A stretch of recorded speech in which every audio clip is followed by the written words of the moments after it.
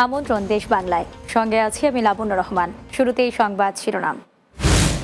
বন্যা ও জলাবদ্ধতা থেকে রক্ষায় চৌমুহনীতে খাল অবৈধ দখলমুক্ত ও পরিষ্কার করেছে প্রশাসন, সাধুবাদ সচেতন মহলের।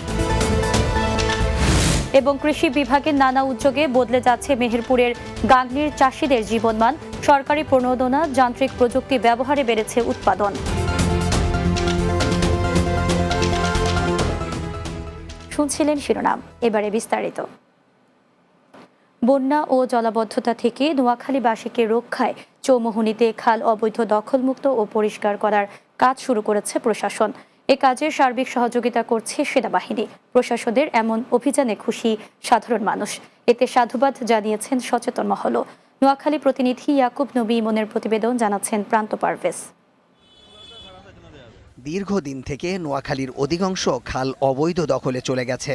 খালের উপর গড়ে উঠেছে ঘরবাড়ি ও ব্যবসা প্রতিষ্ঠান, ফলে পানি নিষ্কাশনের পথ রুদ্ধ হওয়ায় সামান্য বৃষ্টিতেই নোয়াখালীতে দেখা দেয় ভয়াবহ জলাবদ্ধতা। চরম দুর্ভোগের শিকার হন সাধারণ মানুষ।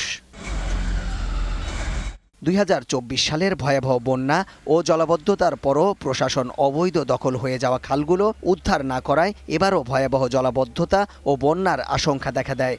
এ অবস্থায় স্থানীয়দের দাবির প্রেক্ষিতে সেনাবাহিনী ও বিভিন্ন রাজনৈতিক ও সামাজিক সংগঠনও এ কাজের সহযোগিতার আশ্বাস দেয়।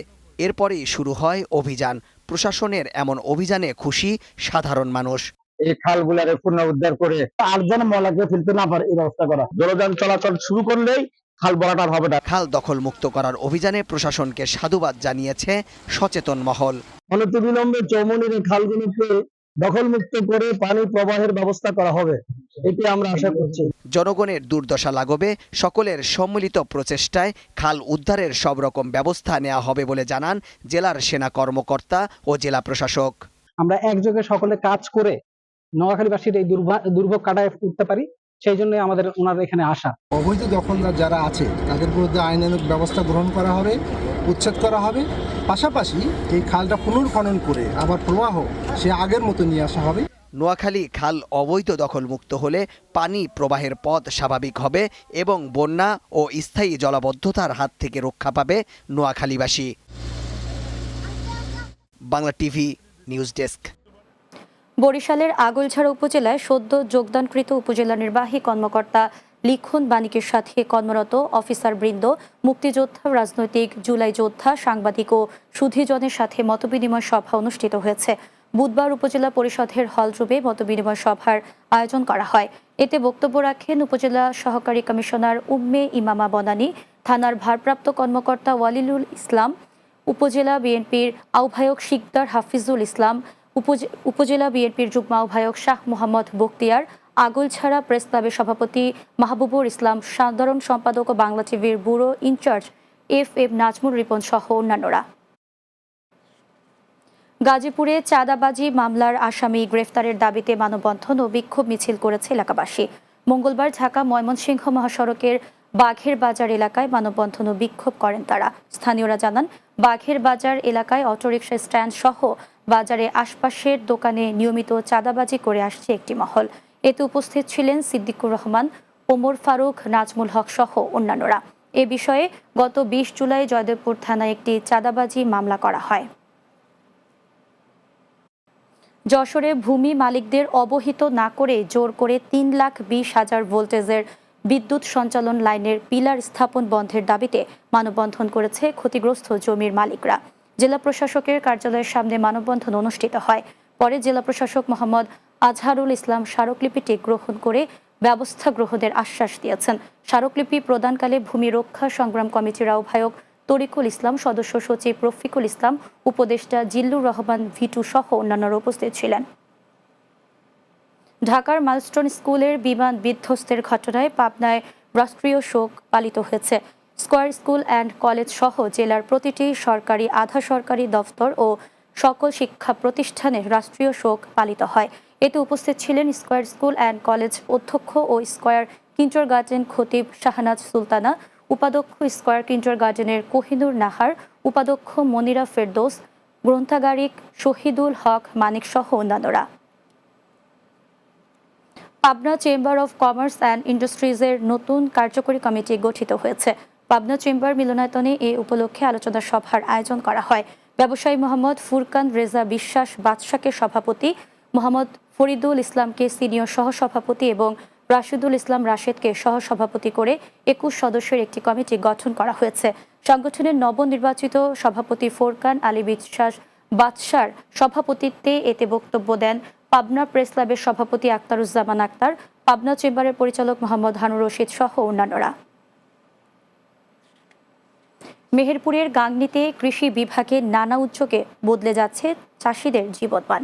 জেলার কোথাও ধানের সবুজ মাঠ, কোথাও শাকসবজি, আবার কোথাও সরিষা বা গমের ক্ষেত। এ যেন প্রাণ ফিরে পাওয়া এক মাটির গল্প। এই পরিবর্তনের পেছনে আছে কৃষি বিভাগের নিবিড় তদারকি আর সরকারি প্রণোদনার কার্যকর ব্যবস্থাপনা। মেহেরপুর প্রতিনিধি আক্তারুজ্জামানের প্রতিবেদন, জানাচ্ছেন সুরাইয়া সীমা। কৃষি সমৃদ্ধ জেলা মেহেরপুর। কৃষি বিভাগের তথ্য মতে জেলায় 55,507 হেক্টর কৃষি জমিতে হয় ধান, পাট, তুলা সহ নানা ধরনের শাকসবজি। জেলার উৎপাদিত সবজি এবং ধান সহ অন্যান্য ফসল স্থানীয় খাদ্যের চাহিদা পূরণ করে যায় রাজধানী ঢাকা সহ দেশের বিভিন্ন স্থানে। কৃষি বিভাগ সরাসরি মাঠে গিয়ে পরামর্শ দিচ্ছেন তাদের, এতে উপকৃত হচ্ছেন চাষিরা। একটা ফসল উৎপাদন করি, তাতে আমাদের কৃষকদের লাভবান হয়। যন্ত্রপাতি এই আশাতে আমরা লাভবান হয়েছি। কৃষি অফিসাররা এসে মাঠে পরামর্শ দেয়, আমরা তাতে থেকে এখন খুব আবাদে লাভবান হয়। এখন মেশিনের সাহায্যে আমরা যা লাগাচ্ছি একসাথে লাগানো হয়ে যাচ্ছে, আবার পাশাপাশি যখন আমাদের ধান ওঠার সময় হবে তখন মেশিনের সাহায্যে আমাদের কেটে দেওয়া হবে সরকারি খরচে। সরকারি প্রণোদনা, যান্ত্রিক প্রযুক্তি, কৃষি বিভাগের তদারকি ও পরামর্শে বর্তমানে কমেছে খরচ, বেড়েছে উৎপাদন। এদেরকে আমরা বিনামূল্যে সার এবং যে বীজ থাকে সেগুলো সরবরাহ করে আমাদেরকে চাষিদেরকে উৎসাহিত করি, যে যার ফলশ্রুতিতে কিন্তু এখন আমাদের যে কৃষির যে আধুনিকতা ছোঁয়া, সেই ছোঁয়াটা কিন্তু আমরা এখন মাঠে দেখতে পাচ্ছি। আধুনিক কৃষি যন্ত্রপাতি ব্যবহারের পাশাপাশি মোবাইল অ্যাপ, হটলাইন ও মাঠ পর্যায়ের কর্মী ও কৃষক মিলেই তৈরি করছেন কৃষি বান্ধব পরিবেশ। Desk report, Bangla TV. দেশ বাংলায় নিচ্ছি বিরতি, ফিরে এসে অন্যান্য সংবাদের সাথে আরও যা থাকছে। প্রাথমিক বৃত্তি পরীক্ষায় অংশ নেওয়ার সুযোগ চেয়ে মানববন্ধন, কিন্ডারগার্টেন শিক্ষার্থীদের অন্তর্ভুক্ত করার দাবি।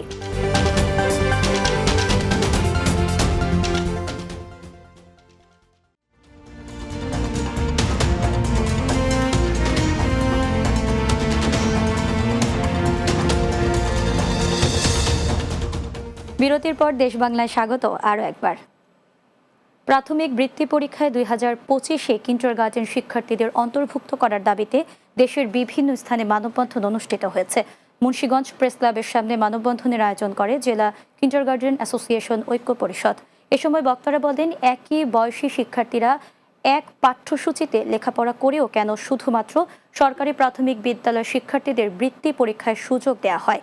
এতে উপস্থিত ছিলেন সংগঠনের উপদেষ্টা অধ্যাপক জহিরুল ইসলাম, সভাপতি আক্তার হোসেন সহ আরও অনেকে। এদিকে একই দাবিতে কিশোরগঞ্জের ভৈরবে মানববন্ধন অনুষ্ঠিত হয়েছে। এতে বক্তব্য রাখেন হাজী আসমত কলেজের সাবেক ভারপ্রাপ্ত অধ্যক্ষ আব্দুল বাসেত সহ অন্যান্যরা। শেষে প্রাথমিক শিক্ষা অধিদপ্তরের মহাপরিচালক বরাবর উপজেলা নির্বাহী অফিসার শবনম শারমিনের হাতে স্মারকলিপি প্রদান করা হয়। রাজশাহীতে performance based grants for secondary institutions scheme SEDPর শিক্ষার্থীদের মাঝে পুরস্কার বিতরণ করা হয়েছে। বুধবার রাজশাহী জেলার পুঠিয়া উপজেলা পরিষদ হলরুমে এই অনুষ্ঠানের আয়োজন করা হয়। এতে সভাপতিত্ব করেন পুঠিয়া উপজেলা নির্বাহী অফিসার AKM নূর হোসেন নির্ঝর। এ সময় রাজশাহী অঞ্চলের মাধ্যমিক ও উচ্চ শিক্ষা সহকারী পরিচালক মোহাম্মদ আলমাস উদ্দিন, ভারপ্রাপ্ত রাজশাহী জেলা শিক্ষা অফিসার মোহাম্মদ আব্দুল ওয়াহাব, পুঠিয়া উপজেলা মাধ্যমিক শিক্ষা অফিসার লায়লা আক্তার জাহান সহ অনেকে উপস্থিত ছিলেন। খুলনার রূপসায় অস্ত্রসহ 3 জনকে গ্রেফতার করেছে পুলিশ। রূপসা থানা অফিসার ইনচার্জ মোহাম্মদ মাহফুজুর রহমান এক প্রেস বিজ্ঞপ্তির মাধ্যমে তথ্য নিশ্চিত করেছেন। তিনি জানান, রূপসা উপজেলার ডোবা গ্রামে নিরীহ জনগণকে অস্ত্র দেখিয়ে মারধর করা হচ্ছে, এমন গোপন সংবাদের ভিত্তিতে সেখানে অভিযান পরিচালনা করে পুলিশ। এ সময় ম্যাগজিন সহ একটি পিস্তল, একটি রামদা, একটি চাকু উদ্ধার করা হয়। পরবর্তীতে অস্ত্র আইনে থানায় তাদের বিরুদ্ধে মামলা করা হয়েছে। জামালপুর পৌরসভার চন্দ্রাগ্রামে পূর্ব বিরোধের জেরে হুমকি ধামকির প্রতিবাদে সংবাদ সম্মেলন করা হয়েছে। পাথালিয়া এলাকায় নিজ বাড়িতে সংবাদ সম্মেলনের আয়োজন করা হয়। এতে বক্তব্য রাখেন বীর মুক্তিযোদ্ধা মোহাম্মদ মুজিবুর রহমান ও তার ছেলে মোহাম্মদ মিজানুর রহমান কামাল সহ আরও অনেকে। এ সময় প্রশাসনের হস্তক্ষেপ কামনা করেছে ভুক্তভোগী পরিবার ও সচেতন মহল। নরসিংদীর পলাশ থেকে এসএসসি ও এইচএসসি পর্যায়ের মেধাবী শিক্ষার্থীদের শিক্ষাবৃত্তি ও পুরস্কার বিতরণ করা হয়েছে। উপজেলা হলরুমে শিক্ষাবৃত্তি ও পুরস্কার বিতরণ করা হয়। এতে প্রধান অতিথি ছিলেন উপজেলা নির্বাহী কর্মকর্তা মোহাম্মদ আবু বক্কর সিদ্দিকী। উপজেলা মাধ্যমিক শিক্ষা কর্মকর্তা ফজলুল হকের সভাপতিত্বে এ সময় উপস্থিত ছিলেন জেলা শিক্ষা অফিসার আকরাম হোসেন, উপজেলা প্রাণী সম্পদ কর্মকর্তা ডাক্তার কামরুল ইসলাম, পলাশ থানা সেন্ট্রাল কলেজের অধ্যক্ষ আমির হোসাইন গাজী সহ অন্যান্যরা। পেঁয়াজের আবাদ ও উৎপাদন বৃদ্ধির লক্ষ্যে ঝিনাইদহে 850 কৃষকদের মাঝে বিনামূল্যে পেঁয়াজ, বীজ ও সার বিতরণ করা হয়েছে।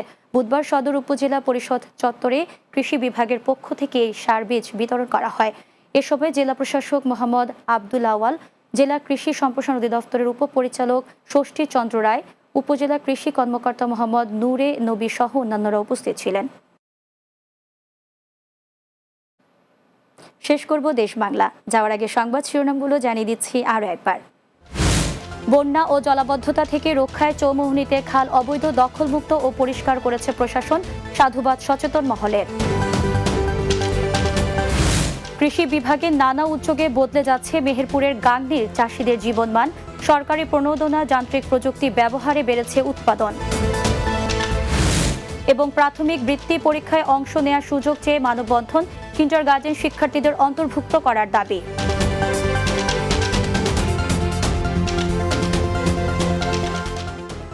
এই ছিল দেশ বাংলায়। আমাদের পরবর্তী সংবাদ বিকেল 4:30 দিনের বাংলা দেখার আমন্ত্রণ রইল। এতক্ষণ সঙ্গে থাকার জন্য ধন্যবাদ সবাইকে।